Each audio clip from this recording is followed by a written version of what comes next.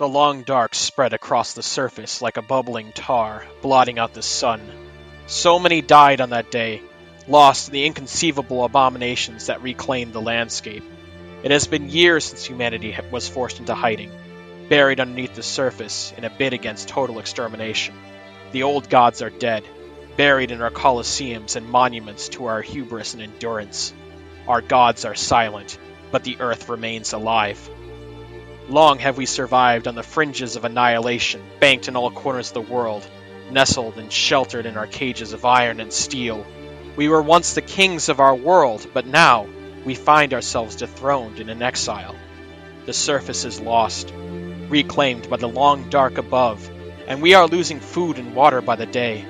Our civilization dwindles. With each day we pass underground. Friendships now turn to blood feuds over crumbs of molded bread. Sons begin to kill fathers over barrels of dried meat, and the waters are going dry. There are those that dare dream of other worlds that are not bound by bone and stone, of open lands where fruit once grew, and the streams were once bright with life-giving water. As mankind has done before, they find themselves hustling for ascendance, to bite into the forbidden fruit that the surface once yielded. Some say that it is foolhardy, a death sentence for those that dare brave the cavern paths above, which are uncharted and full of terror. But it is those that refuse the certain slow death of the underground world that call themselves the Luminate, the Lanterns, the Lightbringers. They seek to pave the way back to the surface in order to reclaim what was once lost, no matter what the cost.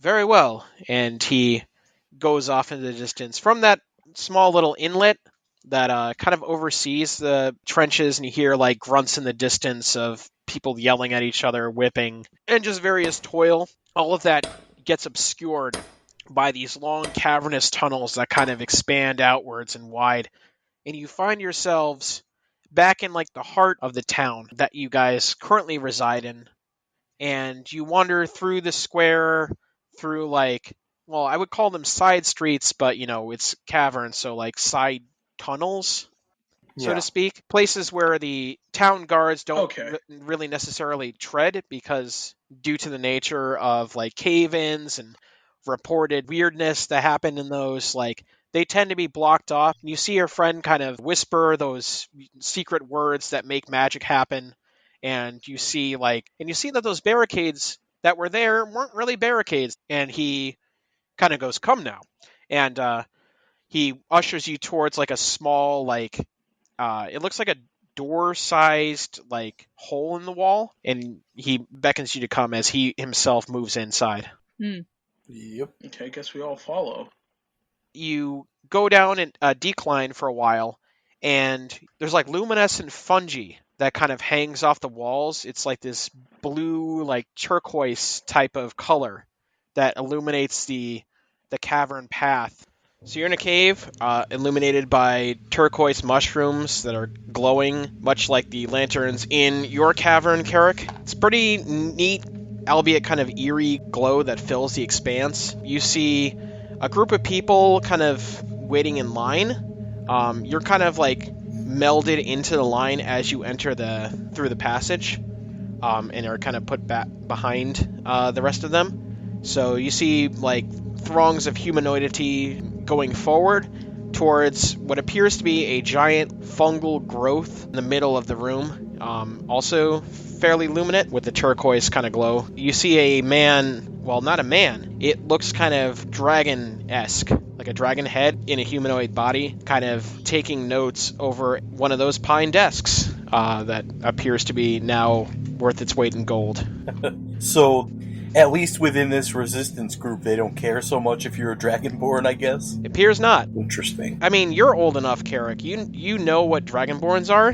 Yeah. I don't know about the rest of these young bucks. I'm sure Krusk might have. Nana told me it's not polite to stare, but... I'm sure I'd seen...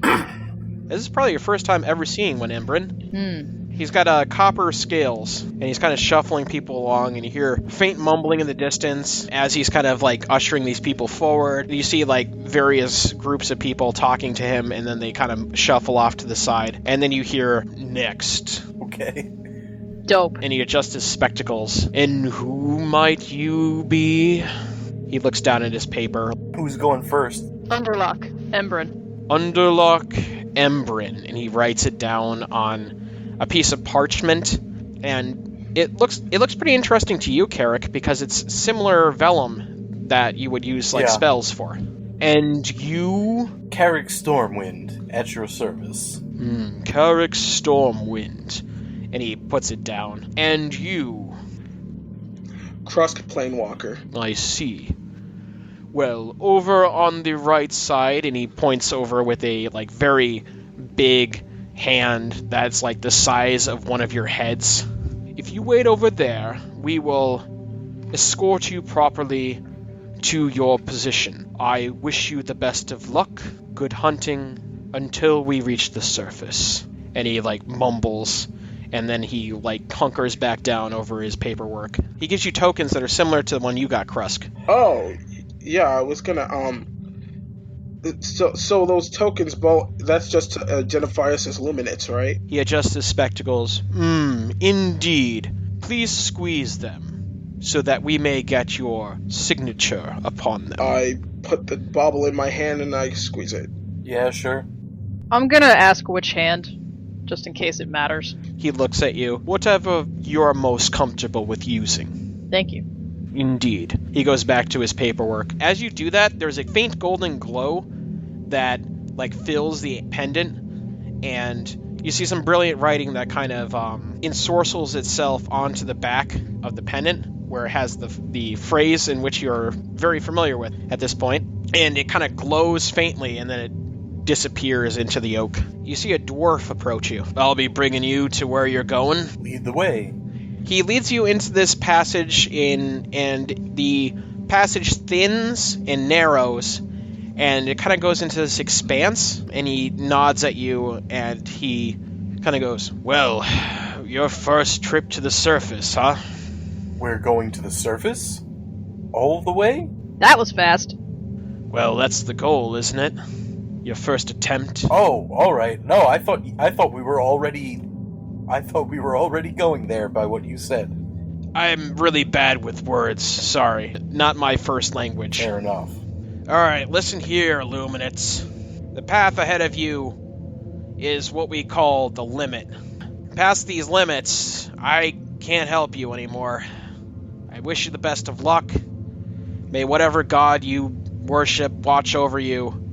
And until we meet again, this life or the next. I would like to address this gentleman in Dwarvish. Okay. You have my thanks, friend, and I hope that when we meet again, we can converse in more comfortable tongues. His eyes widen and there's a genuine smile on his face. I appreciate you taking the time to let an old man reminisce on better days. So Carrick's kind of watching this exchange, and like all of a sudden he's gonna cut in like, hold on a moment, please. In Dwarvish or Common? No, in Common. We Okay. are ushered down into caves we've never been in before. We get our names signed in a book, and then we're just pointed in a direction and told to go? We have no goal. We have no information. I interrupt Carrick, and I go, "This will take us to the surface, then let's get this done. I don't think we need any more clarification. If this brings us to the surface, then I'm willing to do whatever it takes." As soon as you say that, he points off into a northwesternly direction. "Out there is the second town. We call that New Hope. You should be able to resupply, gather what you need, presuming you get there. The place over here is a bit rife with miscreants and all sorts of matters of unsavory things. I recommend that you keep your wits about you and move forward slowly and steadily. New Hope is about 2 days from here." Very well. Carrick at this point is going to cast Mage Armor on himself. Okay. So Krusk has nothing, so I'm going to cast Mage Armor on him also. Okay, cool. Krusk, how are you with a hammer? Oh, yeah, I'm proficient in simple weapons. Right. So, rather than have you walk around bare knuckle, Would you like to borrow this hammer? If it's a weapon that'll help me kill, I'll take it. Alright, I'm loaning you my light hammer, because it's what I have. As the dwarf sees you do that, he kind of rubs the back of his head, and he says to you, Krusk, an orc, you're a miner? Not by choice. He thinks to himself, and graciously, he gives you his own greatsword that he pulls off his back. Ooh. Yeah, it's a recent one I made. I can't attest to how good it'll be. This is all in Orcish. But, you know, at least it's something. I test swing it, and I respond back saying, it's a fine make. Oh, I appreciate it. It's been a while. He nods, gives you like a 2-finger salute from the top of his forehead, and then points at you guys, and he's off. Would you like your hammer I have back? a feeling that sword's gonna serve you a little better, yeah. So, Yeah, you're gonna want your hammer back. yeah. Nice guy. I mage armor on myself. As I do so, I'm going to activate my arcane ward, which is something abjurers get. So until I finish my next long rest, I have a magical shield. It's basically like a bubble shield around me. Oh, cool. It has 10 hit points, and I can recharge its hit points by casting more abjuration spells. After I do this for myself, I'm going to walk up to Krusk, and I'm like, since you do not have any physical armor available, let me help you out. And mage armor on him as well. Oh. Since technically you're not wearing armor right now, I would assume that your barbarian bonuses stack upon this. Yeah, so what? That would be 14 plus whatever that bonus gives me? 13 plus dex modifier plus your constitution. And that lasts for Okay. 8 hours. Damn. You see the map in front of you for the theater at home. You're in a fairly wide expanse. The cavern kind of widens here into a small antechamber, and you see the ceiling of the cave is actually much more pronounced than it. I mean, it's pretty open in the town area, but here you can see the height which the cavern ceiling is in relation to you. It's pretty far up there, and it's covered in calcified stalagmites. There's a small soniferous drip of water, small deposits of water. We're not talking enough to fill a canteen. Probably for moisture up, further up. So who knows if there's a stream or something like that up there. How well lit is this cave? Right now, it's lit by those turquoise fungi that were lining the other place. Okay. As you look down the northern passage that kind of widens and then bottlenecks, you see that the fungi that is lighting up the other room starts to dissipate a little bit. It'd be safest, and I'm gonna talk with my team real quick. Okay. In caves in situations like this, they have half orcs like us move to the front as we can see in the dark. I would take lead if you'll have me. I can take up a rear guard because I can see quite well in the dark myself. As you guys are having this discussion, you see a couple of gentlemen with short swords start wandering down the path. The same dwarf that bid you the best and kind of let you on your way pretty much gives you the same primer, except this time it's in Elvish. This does raise a Okay. question for me. How did my people get on in the dark? You guys had a lot of lanterns. You're used to darkness because you guys were coal miners. Low light vision is a thing with humans. So as you guys are discussing what you're doing, there is a youth, maybe 15. He looks confused. It looks like he was looking for his group members that have now gone into the black, so to speak. They've walked past all the cavernous reaches and have disappeared past the fungi that you can see. Hi. Did you see a group of people walk by? And you see some guys behind them, similarly being ushered in by the guard or the dwarf, who recants everything he just said to you guys in common to this group of humans behind him. And one of the other humans pushes the youth, hurry up, we got places to be. The guy's oh, I'm sorry, and moves further in and lets them pass. Hi, I'm trying to find my group. I'm really sorry. My name is Melchior. Do you know where they went? Could you give us a description of them? Yeah, one of them is fairly tall.